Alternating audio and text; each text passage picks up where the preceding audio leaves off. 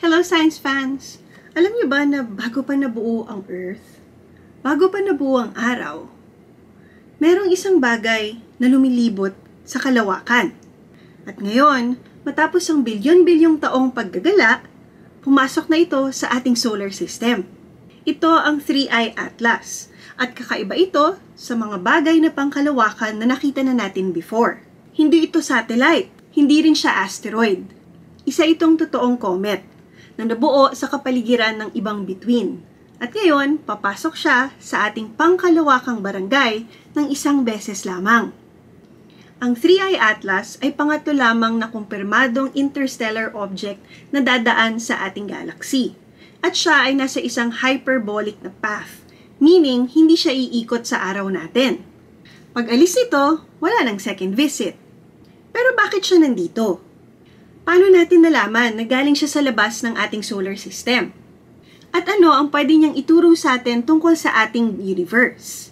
Pero bago ko sagutin ang mga katanungan na ito using science, gusto ko munang mag-hi sa ating mga bagong manonood. Ako po si Chona and I'm your resident Filipina scientist. Isa po akong researcher sa field ng molecular ecology at matagal na po akong namamangha sa pinakamaliliit na bagay sa loob ng ating cells pero pati na rin sa pinakamalalaking bagay sa ating kalawakan. Isa rin po akong guro at gustong-gusto ko po pag nagigising ang curiosity ng ating mga estudyante tungkol sa STEM. At ang Siyensya ay ang aking science communication channel, kung saan gustong-gusto ko pong pinag-uusapan ang iba't ibang principles na nerdy at geeky tungkol sa STEM dahil ito po ay nagpapakilig sa akin. First things first, ano nga ba ang isang interstellar comet? Hindi sila katulad ng mga karaniwang comet na umiikot sa ating araw at predictable ang daan. Mga outsiders sila. Hindi sila taga rito. Nabuo sila sa paligid ng ibang bituin, tas napalayas doon. Tas ngayon, naggagala sila sa buong kalawakan. Hindi rin sila bumabalik para mag-settle down. Dumadaan lang sila ng isang beses at yun ang dahilan kung bakit napaka-special nila. Isipin nyo para tayong nakatanggap ng message in a bottle mula sa isang malayong beach, tas napadpad siya dito sa pampang natin. Bawat interstellar object ay parang time capsule na nagdadala ng iba't ibang impormasyon tungkol sa iba't ibang parte ng ating kalawakan. Perhaps, galing pa sa isang panahon na hindi pa nabubuo ang ating araw. Sa kasaysayan, 3 beses pa lang tayo nakapagtala ng interstellar objects.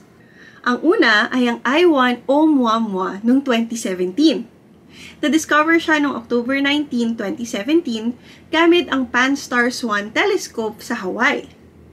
Pahaba ang hugis nito, parang sigar at sobrang bilis ang galaw. May mga nagsabi pa nga na baka alien siya, pero spoiler alert, hindi.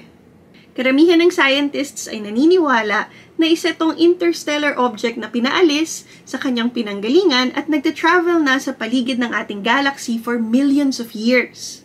Ang pangalawang bisita naman natin ay si 2I Borisov noong 2019. Nakita siya noong August 2019 at very classic na comet ang itsura niya.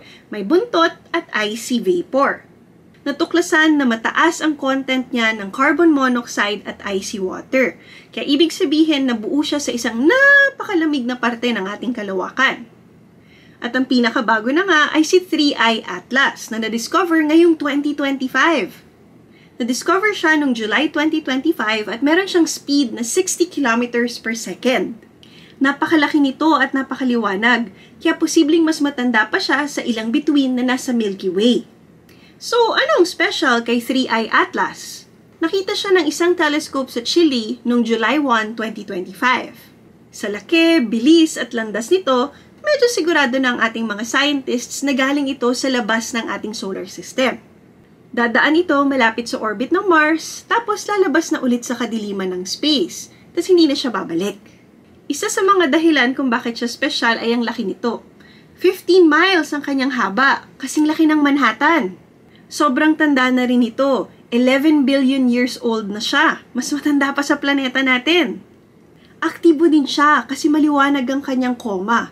Ibig sabihin, naglalabas pa siya ng gas at ng alikabok habang papalapit siya sa araw natin. Pero paano natin pinag-aaralan yung mga ganyang bagay na hindi naman nababalik?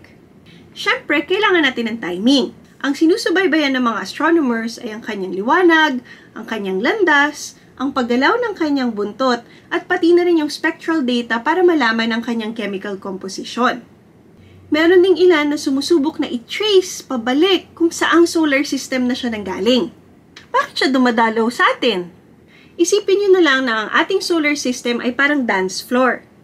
May mga dancer na sobrang lumalapit sumayaw sa iba pang mga dancer, tas dahil doon napapatalsik tuloy sila at napapapunta sa ibang solar system.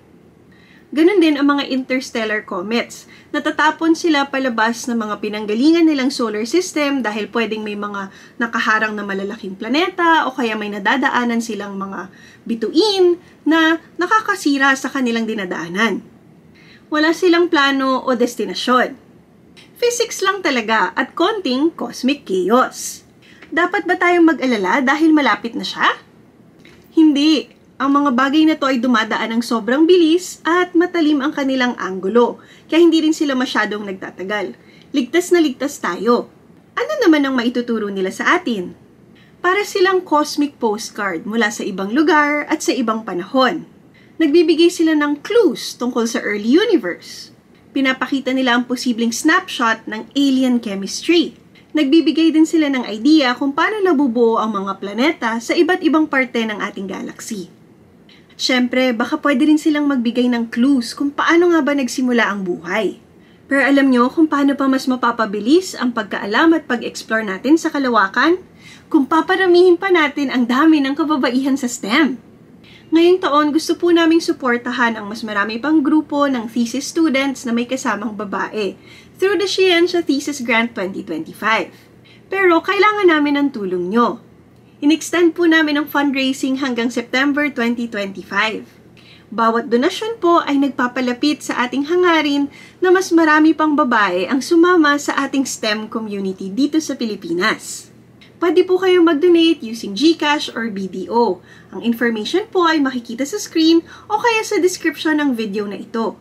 Kung wala po kayong pang-donate, okay lang. Pakishare lang po ng video na ito sa inyong mga social media channels para mas marami pa pong marating ng ating advokasya. But what do you think? Gusto niyo pa bang malaman kung ano pang sikretong tinatago ni 3i Atlas? Kung pwede kayong magtanong sa mga interstellar objects, ano kayang tanong ang itatanong nyo? Magkwentuhan naman tayo. Share your thoughts sa comment section below.